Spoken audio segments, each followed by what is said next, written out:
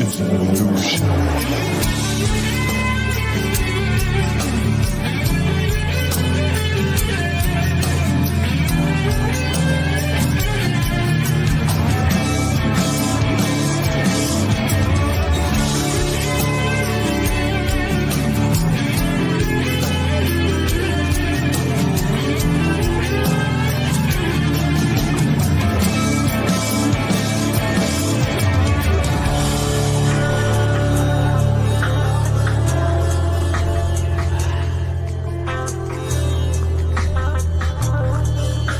The InnerVerse podcast.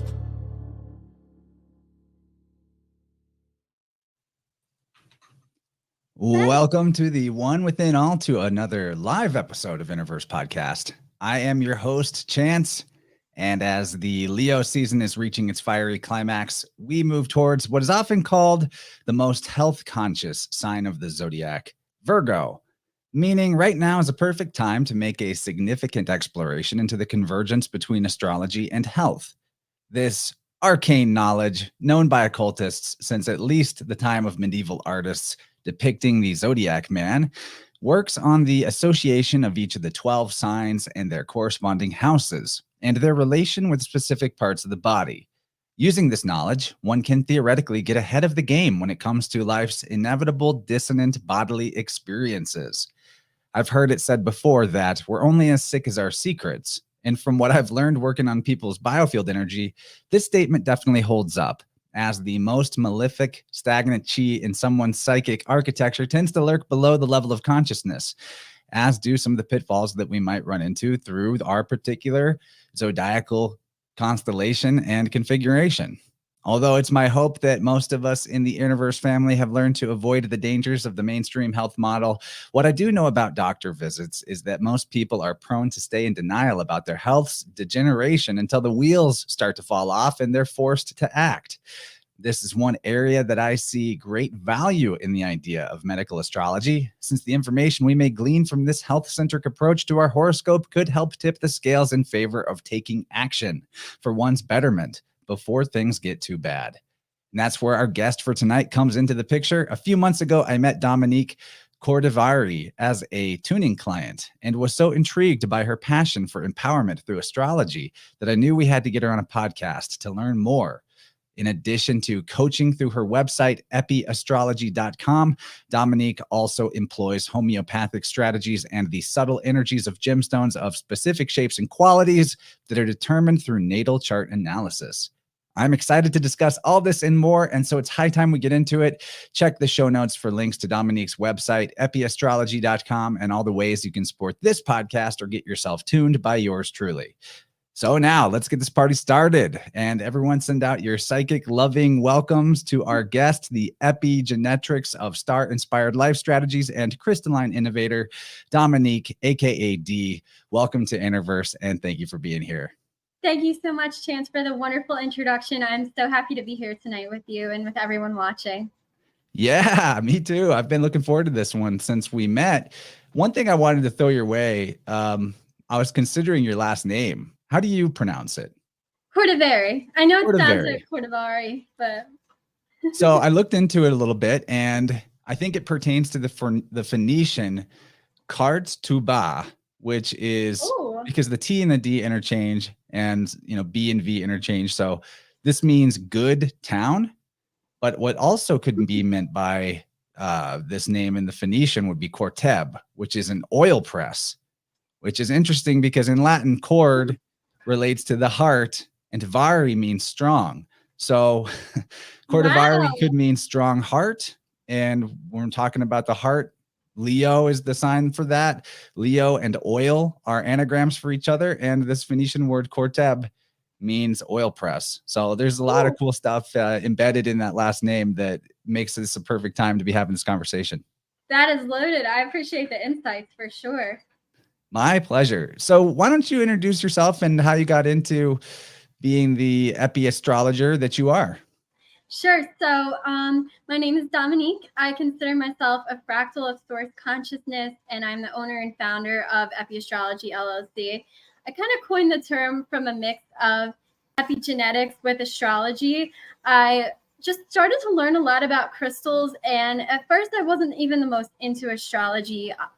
I started out like really involved with traditional Christianity, and I grew up thinking, you know, astrology is evil. There's something wrong with it. I should never dive into it. But the more I started to dive into it, I realized this isn't evil at all. This is a part of creation, just reflecting, you know, that as above, so below. And there are plenty of ways in which astrology can be helpful to people. So really what I do, as Chance introduced, is I coach people and I give them specific prescriptions of gems and homeopathic remedies based on what I see when I read their medical astrology chart. That is a great introduction. So why don't we maybe just jump in? You did a really awesome preparation, gave me a cool outline. I think it would be great to dive into some of what you've got in store to teach us about tonight. Absolutely. Thank you. So, I mean, I think a good place to start is really just like, what is medical astrology and how does it differ from regular astrology? So regular astrology is pretty much, in my opinion, just the study of the stars. You know, it's been around, like you said, for so long. I mean, the ancients were familiar with it, and medical astrology is just kind of putting a more health conscious twist on it. You know, like each of the planetary bodies, each of the celestial bodies has rulership over one or more specific areas of health. So the traditional definition that I actually have written down here to read to you guys tonight: medical astrology is an ancient applied branch of astrology based mostly on melesthesia, the association of various parts of the body, diseases, and drugs with the nature of the sun, moon, planets, and the 12 astrological signs. So I see medical astrology as a science, but I also see it as an art. Because I'm very intuitive. Like, my name actually resonates with intuition. So I'm always incorporating intuition into this as well. Very good. Yeah, I think this is an area that I haven't dove into very much, other than that there's a correlation between certain signs and certain body parts. But maybe you would like to give us a few examples of what what certain signs have to do with what types of body parts. We already alluded to Leo in the heart, which is perfect because that's what season it is right now. Absolutely. So we could just pretty much go down the body. So we always start with Aries. It's the first sign of the zodiac. Aries is the head. Then we get into Taurus. Taurus is the neck. And these are just more like broad descriptions. Gemini is the shoulders, the arms, and the hands. Cancer is kind of like the breast, but also to a certain extent the womb and the spleen. Kind of the stomach, people say. I also see Virgo to a certain extent with the stomach. Leo is the heart, also the back. Virgo is like the small intestine, and to some extent the stomach, in my opinion. Libra is the kidneys. Scorpio is the reproductive organs in the lower bowels. Then we get into Sagittarius. That's the hips and the thighs. Also somewhat the liver and the autonomic nervous system. Then we get into Capricorn. That's the knees. Aquarius is the calves, which fits really well with the fact that it also rules the circulation. And then Pisces is the feet and the lymphatic system. Yeah, that's a really good breakdown. One of the ways that I think about Cancer is that it's like the whole torso. It's the shell that everything. I like that. Yeah. Now, That's a good way of putting it. What's cool about this is, in my practice with biofield tuning, I've actually had the opportunity to see some of these correlations come to life in a way that indicates to me that there was not just an arbitrary assignment of this with this, but that there's a reason that the year starts at the vernal equinox, and that has to do with the head. So an example of what I'm talking about would be, I've started to repeatedly run into people with challenges in their life that have to do with authority, where maybe their authority view is compromising their life in some way. Obviously, I don't have any faith or trust in false authority systems of the world, and no man has authority over other men. Truly, there's natural hierarchies, natural authorities, there's parent-child relationships, all that's real. But in the case of people with big authority issues, I've noticed a consistent challenge or pain or injury in the knees that has come up repeatedly with clients. And the knees are Capricorn. Yeah. Capricorn is the authority. Yep. I've even seen it go so far as once somebody had let like a a mysterious lead poisoning issue, and they had knee problems. So even the metals attribution might have some actual literal tangible truth with it. Be careful about your issues with Saturn. You might get lead poisoning. It's crazy. I mean, I have in my own chart, to speak to that, I have a Mars opposition Saturn, and Saturn kind of restricts, and Mars rules iron, and I've dealt with anemia for years. It's just in my chart, so if I'm not on top of it, that can show up. Well, that is a really good example. Now, yeah, Capricorn is also skeletal. That is true, Rachel. It's kind of the whole bone structure. Yep. Very good. Yeah, this is a great, we might be given some recap for our audience here, who is more or less just legendary, brilliant researchers themselves.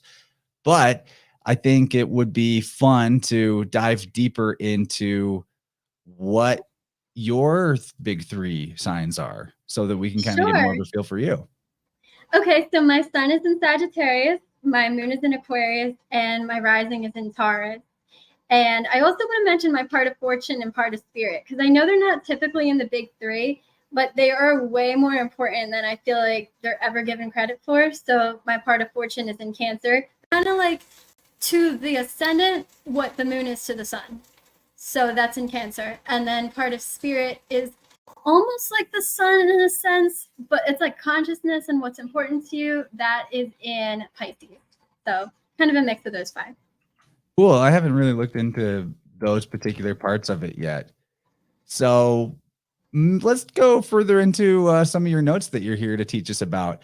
You have some elements about I'll just let you take it from here. Go for it. Absolutely.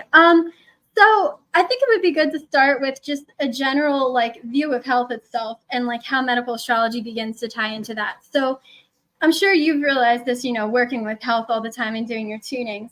One size doesn't always fit all.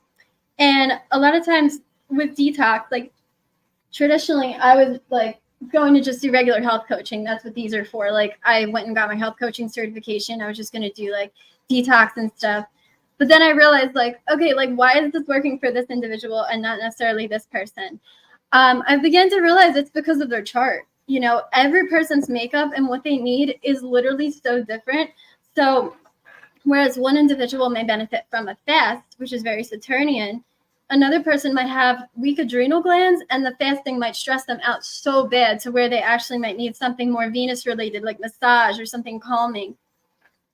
So really knowing the chart and looking into the chart allows me and other medical astrologers so much insight into what it is that specific person needs and how we can best help them. That is so cool. One of the things I'd like to say about the whole mind, body, spirit situation we have going on as human beings is that whenever you get stuck in one zone, you can go address problems in, if you're stuck in some body problem, you can address it on the mind level. Or if you're stuck in some mind problem, you can address it on the body level. Now that makes me kind of wonder, what do you think some traits might be that would give somebody a higher success rate with a type of subtle energy work like biofield tuning, for example? My personal opinion would be people who have a lot of mutable signs in their chart, because mutable signs are very, very sensitive. So the 4 mutable signs are going to be Gemini, Virgo, Sagittarius, and Pisces. I would also say individuals with Aquarius, and especially Pisces, because Aquarius has a very sensitive nervous system, and Pisces is very receptive in general. A lot of people say Pisces don't have a lot of boundaries. It's due to the Neptune influence, but really, I would say those would be the top ones in my personal opinion. Very cool. So mutable signs. Yeah, I've noticed my mutable friends and family, they kind of want you to make decisions. You tell us what we're doing. I'm cool with anything. Yeah, I can definitely testify to that as a Sagittarius. And this is, I think, a good place to kind of get into hemisphere dominance as well. So I'm going to reference a book for this. Individuals who have, I know it kind of looks like the opposite here, right? But if you're looking at someone's chart, typically, this is considered the Eastern Hemisphere, and this is considered the West, even though this is on the right and this is on the left. It's just kind of how it's said in astrology. But individuals who have more placements on the Western Hemisphere as a whole tend to be more receptive to their environment, whereas individuals with more over here are more direct, and they're more willing to go and like put their imprint on what's going on around them. So from personal experience, I'm way more over in the Western and tend to be very receptive to other people's feelings. Probably that Pisces energy as well. But I can definitely say like this, from what I've seen in people's charts, has played a huge role as well.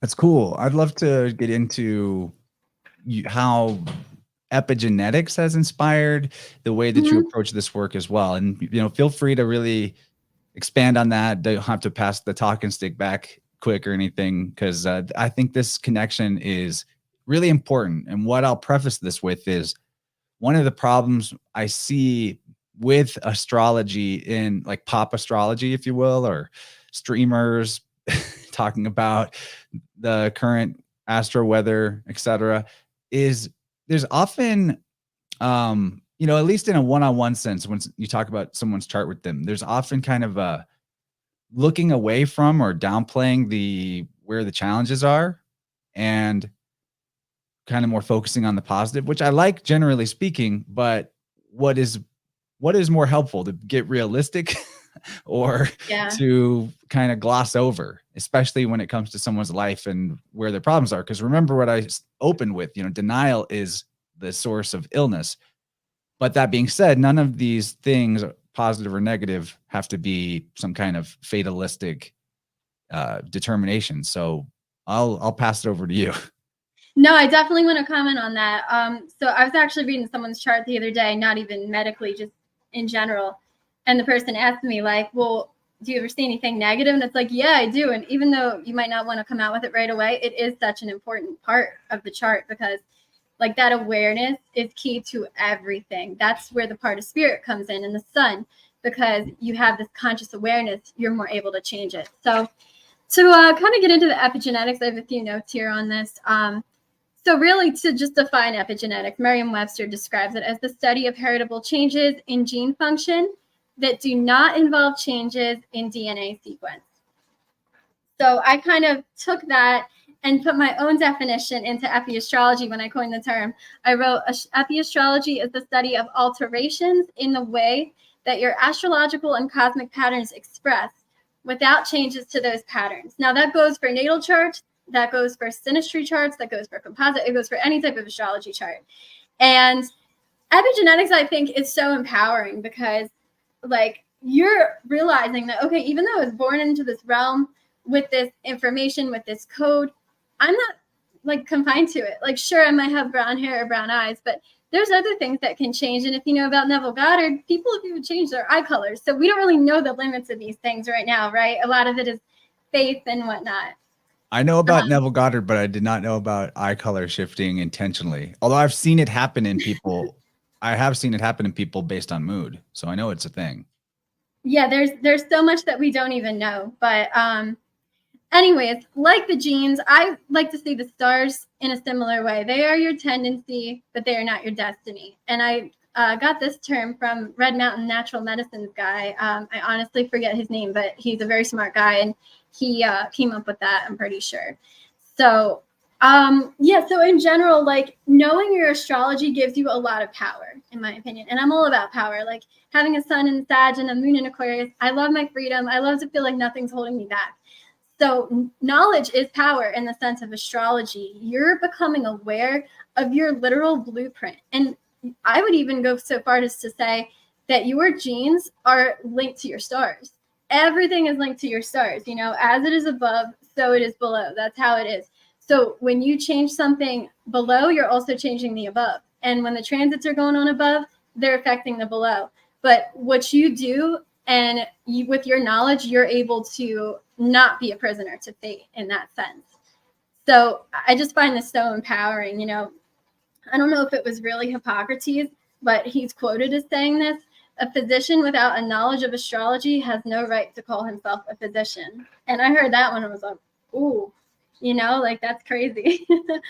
Totally. Yeah. It's because that phrase, although it's been co-opted to in the modern time mean somebody who is a pharmaceutical company sales rep and insurance flunky, That's Yeah. kind of what the physician it means now.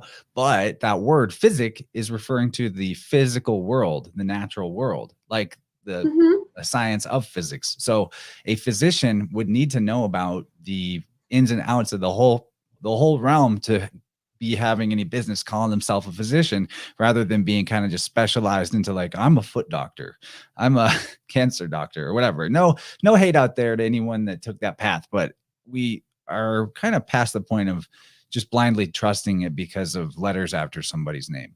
Now, I want to comment on the idea of genetics too, that, well, I just don't know enough to be sold on the idea of DNA as described or genetics as described. I do think that there's obviously hereditary traits that pass forward. And I was thinking about this with my wife the other night, considering a family tree that she was sort of conceiving in her mind that also included astrological information on it for the members on the family tree. And I had this vision in my mind of a circle that is a zodiac chart, and then it had like a generation in it. Say maybe you and your siblings, or you and your partner. And then the next ring out, a bigger ring, was the parents and the aunts and the uncles. And then a ring further out is the grandparents. And just imagining further and further larger rings, like the rings of a tree, but each of those rings is a zodiacal chart of like maybe a combining all of the, do you think you might call that synastry, or combining all of the other, they're like the members of that generation's planets in their locations on a giant wheel, getting bigger and bigger. And so the further back you went, you wouldn't necessarily know the story of the 10th great grandfather. But imagine how big that circle is, that many rings out, compared to your circle. And to me, if you're following like everybody out there, that is the relationship between your conscious mind and your unconscious, or your genetic, you could say your genetic potential versus what you're currently expressing. You know what I mean? Like that farther back you go, those ancestors, the unconscious, it's huge. It's so much bigger than what you're currently aware of. And Yeah. so What are they? Go ahead. Sorry, go ahead. I was just gonna say that's why it's so massively, relevant to maybe start being more mindful of holding on to knowledge about our family members and ancestry going forward, because most of us can't think further back than a few generations. And that's a big question mark, a big unknown for something that influences us so hugely. Oh, absolutely. And I feel like your astrology actually shows your parents' patterns to a certain extent, because you look at Saturn and Capricorn, you can kind of see your dad, and you can look at your mom, see like, your moon, kind of like Cancer, all that. But something I wanted to touch on is you're talking a lot about like the unconscious and the subconscious. To a certain extent, I feel like astrology is your subconscious.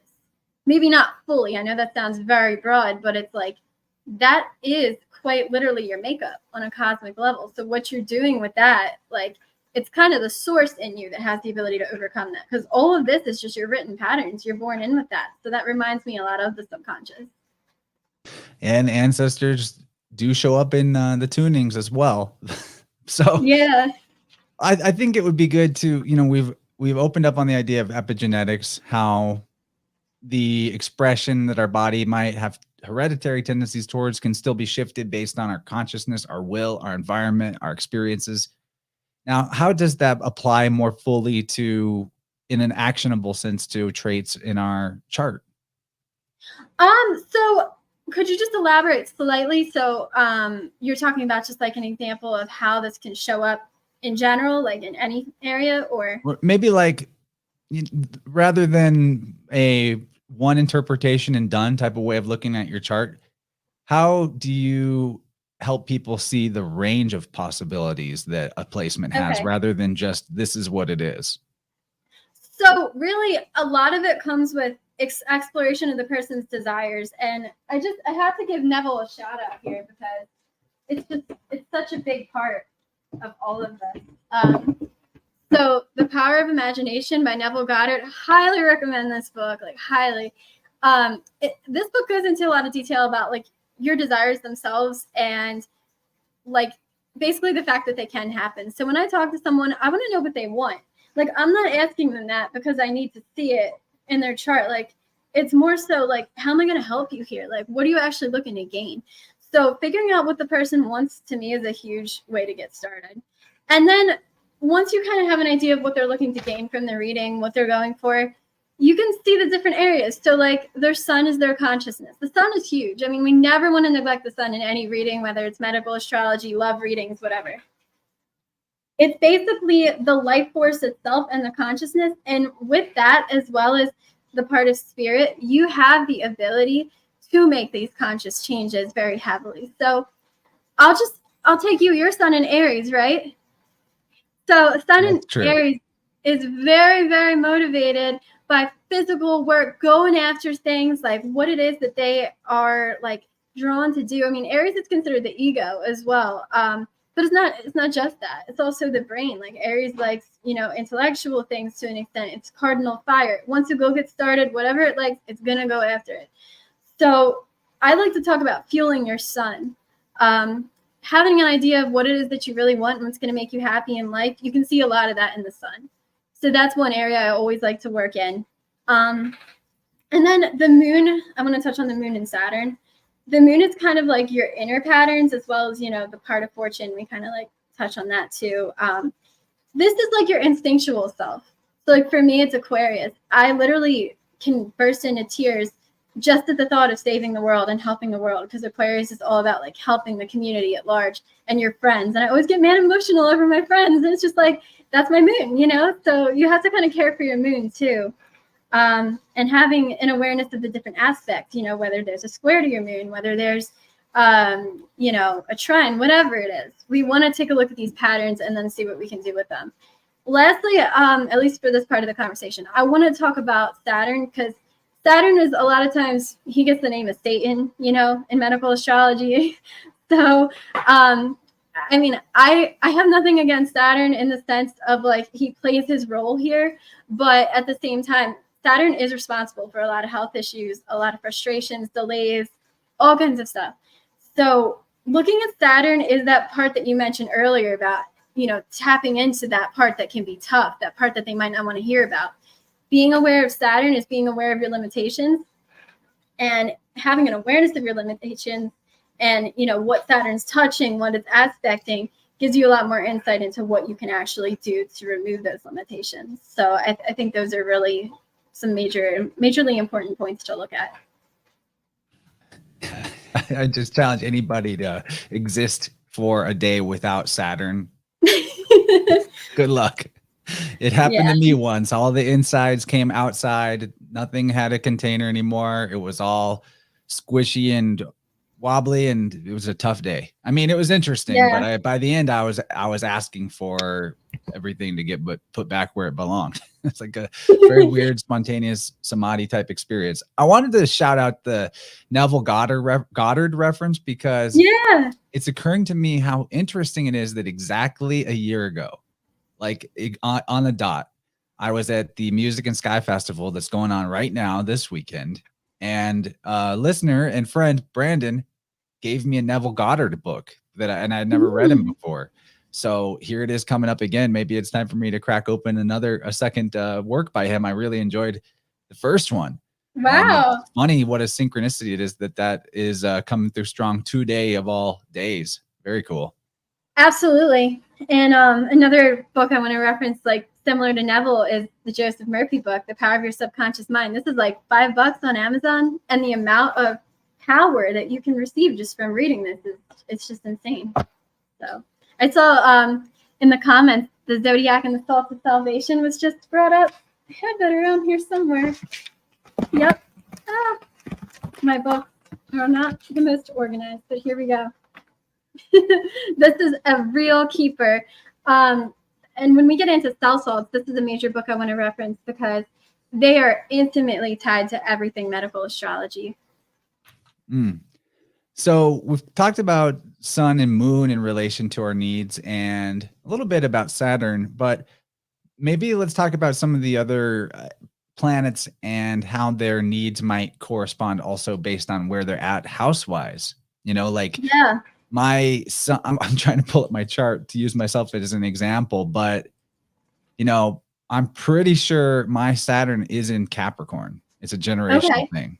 And I did have a probably the worst injury of my life did occur to my knee when I was in high school. So it's kind of interesting. Capricorn in the knees again, back to that whole chestnut. And at that age, I had serious authority problems. Yeah, it's funny you mentioned that because my Saturn's in Aries, and half of my problems have to do with the adrenals and being so stressed and nervous all the time. So, I mean, really looking at your Saturn placement is so key to figuring out your health. So what about the ascendant, for example? What can that tell us in terms of where it's at? Because that's going to be right at the first house. It's going to be, if I had to guess, maybe things more pertaining to identity. But what else can we learn health-wise about where the ascendant is at? So I'm glad you brought up the ascendant because I feel like I definitely haven't spoken on it enough yet. So Melissa Sell taught me this. You know, Melissa Sell, she does the German New Medicine. I love her. I also met her at Music in Sky last year. That was the first time meeting her. So there you go. She's awesome. So she taught me about German New Medicine. Clap your hands. And it would be cool if everybody watching this could do this right now. Clap your hands and see which hand's on top. So figuring out which hand is on top. So like naturally you might go like this, but there's always, if you kind of cup them, one will end up on top, usually. Yeah. So which one is it for you, Chance? Well, I'm not sure I fully understand. When I did it like this, my fingers of my left hand kind of wanted to come over, but yeah, the left wants to be, I think, more on top than the right for me. Same here. So if I'm correct in what I learned, you know, in terms of the German New Medicine with this, the hand that's leading the clap is going to be your dominant hand. So that's the side, you know, how like the hemispheres kind of cross wire with the side of the body that they rule. So that makes you and I more right-brained. So if you're more right-brained, in my personal opinion, you want to look more at the part of fortune to describe the body. If your right's on top, you want to look more at the ascendant. Not to say that they're both important, because obviously, you know, the dualities do merge and our feminine and masculine both do play a role. But when you are looking at the ascendant and the part of fortune, they're giving you an idea of like your body itself. Okay, so I'm pretty sure you said you have a Leo rising, right? Yeah, that's correct. So Leo risings may have something to their appearance or physical body that is specifically linked to the parts of the body ruled by Leo. So for you, you might come off as someone so warm and so generous with a great heart, or you might have a really big or strong back, or a back that's significant in some way. So for me, it's Taurus, my ascendant. So like my collarbone's always been kind of prominent. So that's, you know, Taurus area, the neck is Taurus. And then if we look at both of our part of fortunes, I think yours is an Aquarius. So this is going to be even more vital for us, being that we are more right brain dominant. Because I think I like to look at the ascendant as more masculine in some sense, and the part of fortune is more like the inner feminine part. So for you, that would be like your shins, your calves, your circulation might stand out in some way. So the heart of fortune is the other side of the zodiac from the ascendant. It's like the across from the... No, so that's the descendant. That's like, Okay. I can see how that is like really important as well. And that kind of speaks to relationships, being that it's sitting on the 7th house. But for me, I've always found the part of fortune to be very significant when it comes to the physical body, just like the ascendant. And the reason I brought the clap test in is because based on the part of your brain that you're more dominant in, you'd want to look more at either the ascendant or the part. So can you explain to us, because I actually don't know how to find the heart of fortune. Can you explain to us what that is exactly?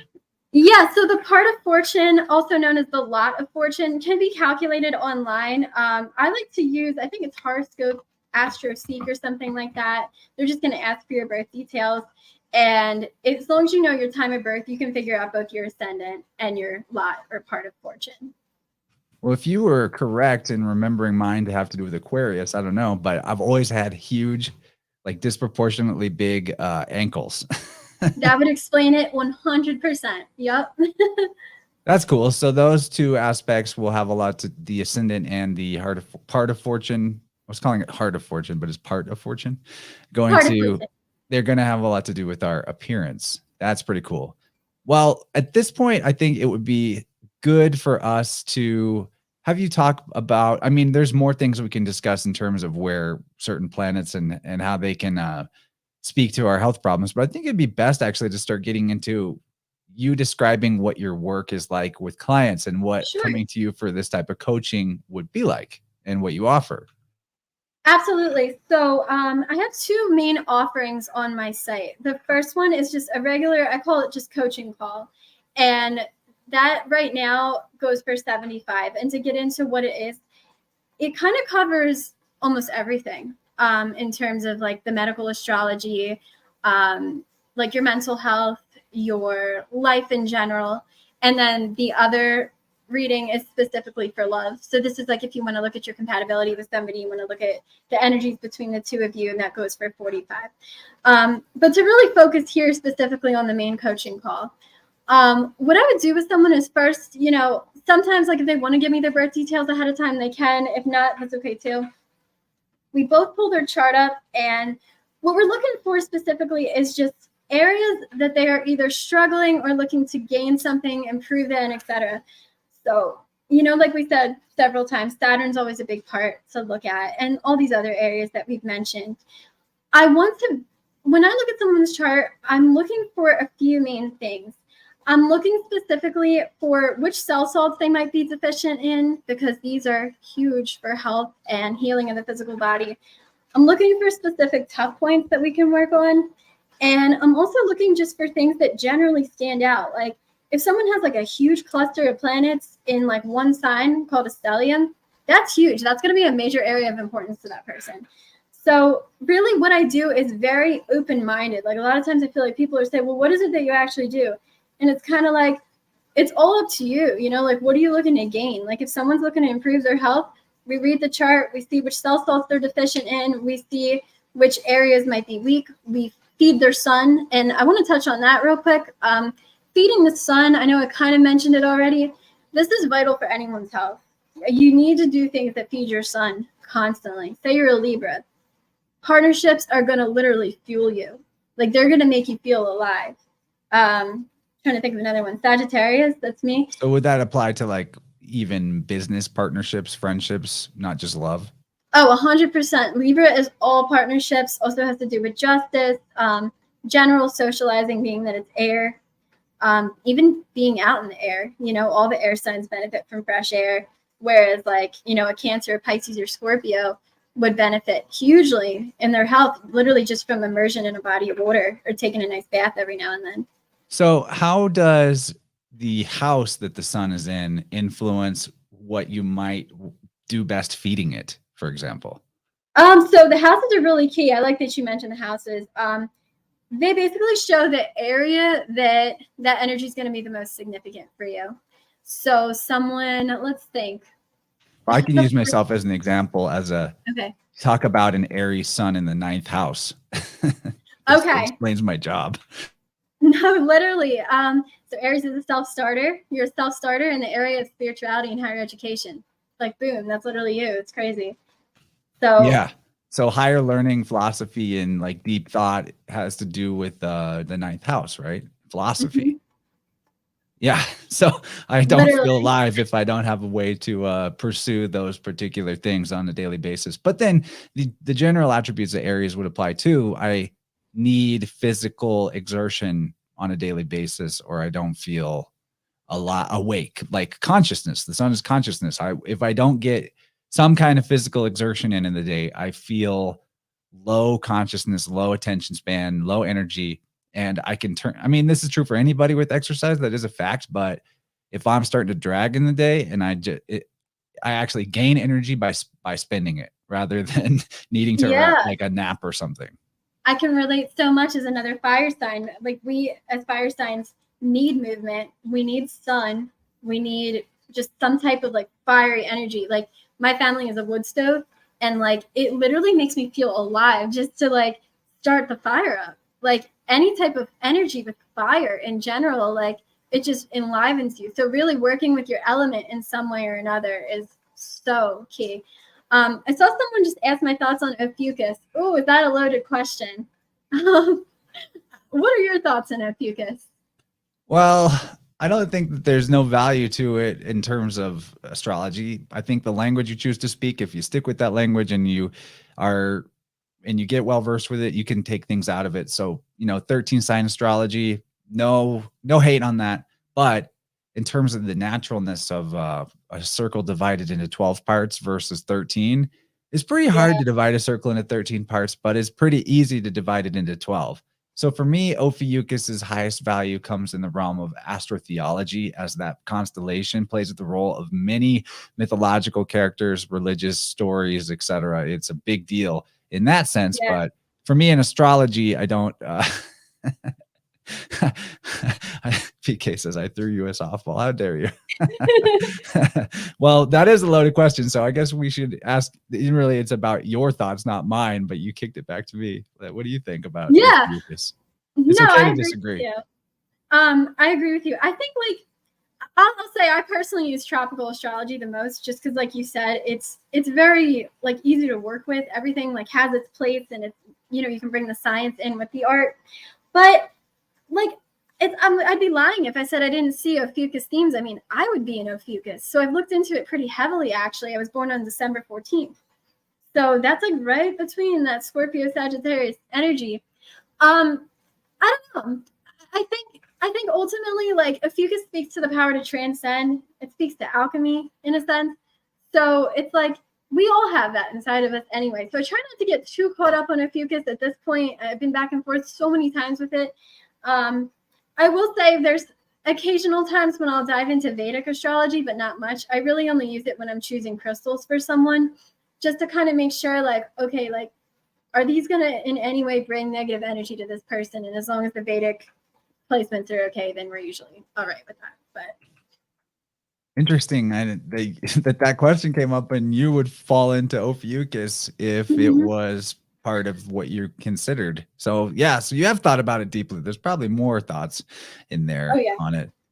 But this is a good time to ask you about some case study examples of how medical astrology, your work with clients or your work, on yourself using this stuff, how this is played out in behavioral shifts or manifestations or whatever, or health shifts, whatever you might want to talk to us about.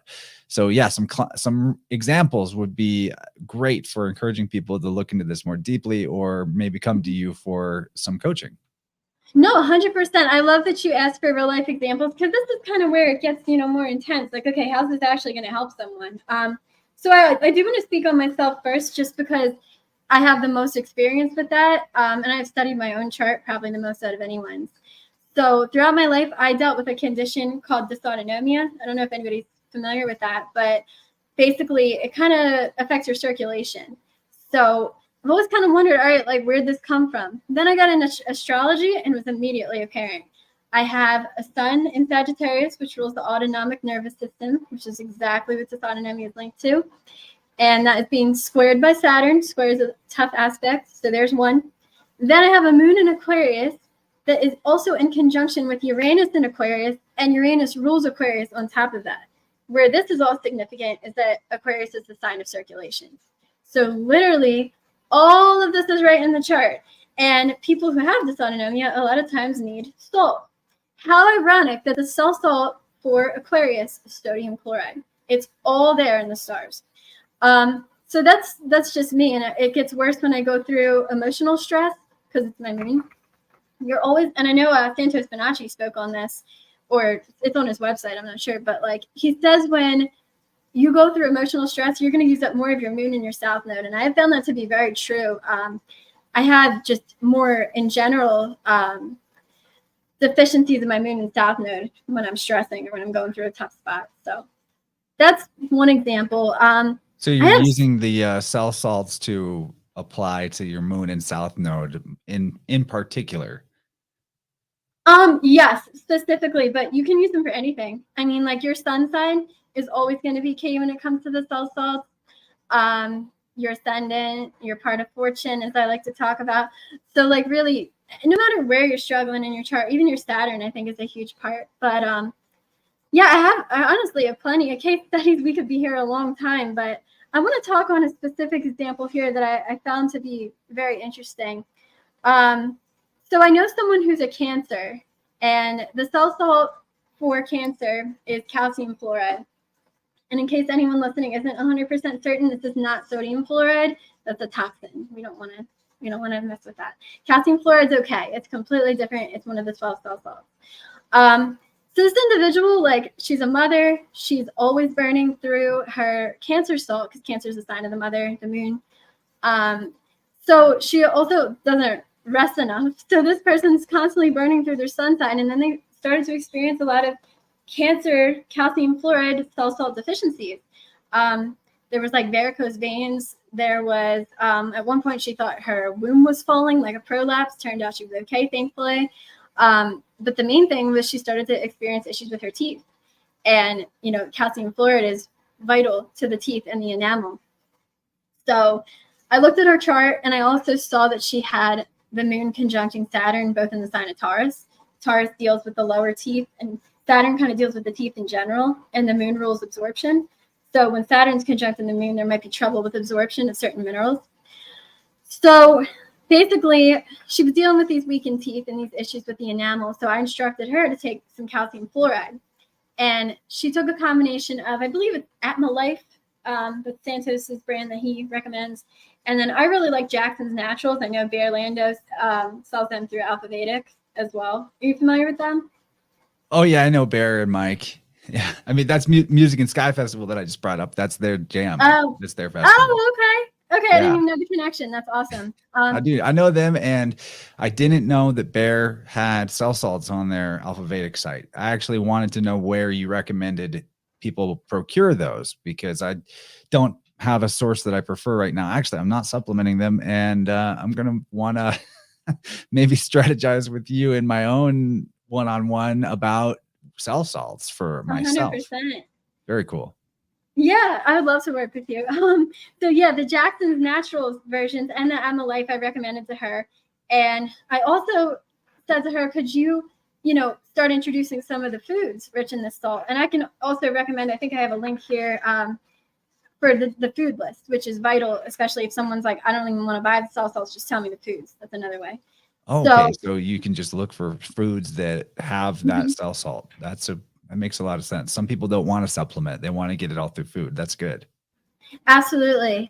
So anyways, with a combination of, taking the salt, eating the foods, and resting her vital force more and doing things that fuel her sun, she was able to start healing her teeth. And it's just incredible to watch because a lot of times you're told in the medical industry, you can't repair teeth unless you, go get dental work done. This person's teeth are literally regenerating. So it's just incredible to say. See, that is a huge example. That's like a home run example of medical astrology.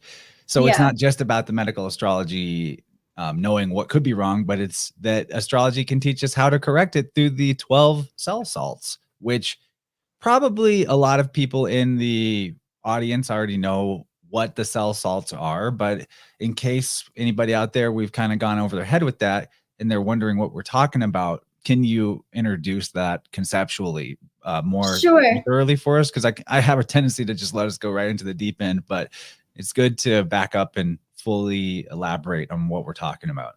Absolutely. So this is where the Zodiac and the Salts of Salvations book comes in. If someone wants to understand these a bit more, I recommend this book as well as Homeopathic Cell Salt Remedies. And I would give my own definition as well. Basically, they are the 12 inorganic mineral compounds that make up the human body. So if you were to burn the body to ash after someone passed away, this is what you would find remaining are these 12 salts. So they're like the little workers of the body. You only need minuscule amounts, but without them, the body does not function. And, there's a lot of things that can come specifically just from cell salt deficiencies.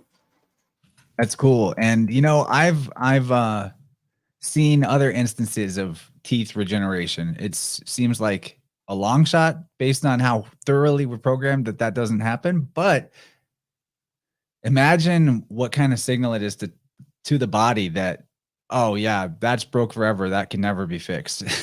Yeah, I think probably has a lot to do with whether or not that's the case. But I do know somebody who regenerated their teeth.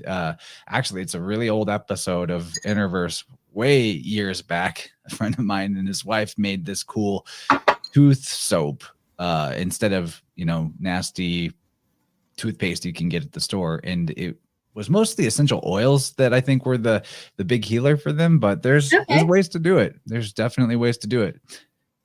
So I'm glad we got into cell salts a little more. Can you hit us with another example? Because I know you had so many of how somebody was helped through this medical astrology process. Yeah, for sure. So I know another person who's an Aquarius sun, and this person from time to time deals with cold sores, like the little fever blister type things. That's an Aquarian thing, actually. And they tend to get worse and kind of pop out when the individual is dealing with stress, or like general stress, not even emotional, just because there's a distinguished part between, emotional stress, that's the moon, general stress is the sun. So if this person doesn't rest enough and take the time to fuel their sun sign by doing Aquarian things, they get cold sores. So when this person rests more and takes the cell salt sodium chloride, the cold sores go away. And those things can be annoying. So the same individual also struggles from time to time with sun poisoning, which also can be from a deficiency in the Aquarian salt. So again, taking that Aquarian salt, eating those Aquarian cell salt foods can be huge.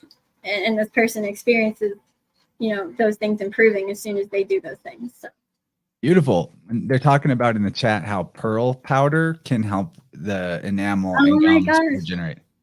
That's insane. This person uses pearl powder. That's so ironic. Yep. Right on point. Well, that is so on point, because in the doctrine of signatures, what is more tooth looking than a pearl? Like they call them your pearly whites. Exactly. And, just to speak on something that maybe could help someone, I personally use calcium carbonate only to brush my teeth. I don't even use toothpaste. I literally just use calcium carbonate powder, and it's the only thing that whitens my teeth naturally. Very cool. Since we're on the subject, I like this toothpaste from brand Dr. Ginger, I think it is, or Dr. Ginger's. It is coconut oil based toothpaste. So I just leave it in my mouth to do an oil pull after I'm done with the brushing part. And it's coconut oil and activated charcoal, but it's white charcoal. So there's your carbon element, but it's not the black charcoal, so it doesn't stain everything or leave your mouth black. It's white activated charcoal. That seems to do the trick for me. I haven't needed any kind of dental attention for a long time. So love that. That's great. Now, where we're at in the show, we only have maybe a time to get into a little bit more. So is there anything that you want to take us into for the the last segment of the free hour before, the next hour, we'll definitely go deep into the crystal question that could carry us a long way. So I'm just going to check my notes real briefly. I do want to say, if anybody out there is dealing with dry skin, check your chart for air sign. Gemini, Aquarius, and Libra. I knew someone with literally air sun, air moon, and air rising. I felt that this person's skin was so dry. They just needed more oily, earthy stuff. So really knowing your tendencies can be huge. I'm trying to think what else here. Libras, if you deal with kidney stones, Libra rules the kidneys. Obviously, you might not know what hard aspects to look for, but that could be why you're dealing with kidney stones. Let's see. Scorpios have a greater need to detox. I have so many different examples here, but I'm just trying to sum it up a little bit. Scorpio. Oh no, that's a good one to go into for sure. Maybe just expand on that one in particular, because I think that is Scorpio is most noticeable maybe of any of the signs when they're kind of in their toxicity range. No, I hear you. I have a Venus in Scorpio, so I'm well aware. But yeah, Scorpio definitely, in my opinion, Scorpio has the greatest regenerative power out of any of the signs.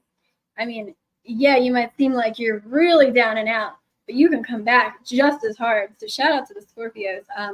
But Scorpio tends to need support with detoxing more than the other signs. So really, distilled water, in my personal opinion, fruit in the diet, fasting when possible. There's so many different things that Scorpios can do to help themselves, but really, it's that link to Pluto. Pluto has to do with like the underworld, like the depths of things. My son is even in the 8th house, and I experience a lot of, because the 8th house is linked to Scorpio. I experience a lot of those Plutonian themes throughout my life. Oh yeah, I get that. My Venus and my Mercury are 8th house. So okay. I like to talk about the deep taboo subjects. That's for sure. Oh yeah. No, it's definitely. It further supports the sun in the 9th house with philosophy. It's so interesting the more I learn about astrology and I look at my chart and I'm like, no wonder I love my life. I'm doing what I was made to do. No, awesome. Exactly. 100%. So yeah, I mean, another thing Scorpios can do is just take their cell salt, calcium sulfate. Okay, so a good question maybe for people who want to look at their own chart and see what they can maybe figure out that would be helpful is, can we talk about the houses that are considered the houses of health and, how to read that? Absolutely. So the houses of health are the 6th, the 8th, and the 12th. So we want to look at a chart basically and see what's really going on in there. Ironically, some people say if Saturn's in one of the tougher houses, it's actually good rather than making things worse. Interesting. But what you want to really look for is just like, do I have a sun there? Do I have a moon there? Or do I have what's called a stellium there? That's the cluster of planets we talked about. So if you do have something going on in the houses of health, we want to look for the sign that's ruling the house. So to tell what sign's ruling the house, it's going to be on the side closer to like where the house starts. So, your ascendant starts here, right? So let's just use mine for an example. That's Taurus. So then you go right here. Let's say that we're like going all the way around, and then right here in the 6th house, I think it would be Libra ruling that. So you want to take the Libra salt to support the 6th house if you have a lot going on in there. Same would be true with the 8th or the 12th. Just increasing the foods or the cell salts themselves that are linked to the sign on those tough houses can be a majorly helpful way to offset some of those health issues. So what was I guess this is something people could probably just Google about cell salts in food, and they'll find good resources on that, or you mentioned a specific resource on that? Yeah, so this is the one that I personally found to be the most accurate, just from the way I feel and like helping people. You can type in mineral balancing with cell salts hair test experts. And the website should be htmaexperts.com/something. But if you just type in the words that I said in Google, you should be able to find it. I personally like that the best. Okay, cool. Now I'm looking at my chart in this conversation and I'm realizing I've got 6th house, which we mentioned as being one of the houses of health, with Saturn and Neptune in it right there. Okay. And they're in 6th house in Capricorn. So that can also make you very disciplined when it comes to your health. And I could see you being that way. Neptune can it's like has a diffusing influence, kind of weakens some boundaries. So you might be more prone to like issues with, maybe allergies or EMF poisoning, stuff like that. That's where Neptune's domain kind of comes in. But in general, as long as you're supporting your Capricorn energy, that would be calcium phosphate, you should be okay. Take extra care of your knees, That's cool. It's so interesting because I had allergy problems most of my life. Wow. And then as I removed a bunch of foods from my diet, and that helped the allergy problems. But then I found out that the main reason for the allergy problems was suppressing my irritation that was being generated in my life through my boundary problems. Libra moon, people pleaser, boundary problems. So once I sort of kicked all of the irritants out of my life and was living in a way where I authentically wanted to do what I was doing at all times, I no longer had the food intolerances, particularly to dairy, that were giving me all those allergies. But it's interesting that the Neptune in that house could, Capricorn has to do with boundaries, could kind of demonstrate the solution to the problem being the boundaries issue.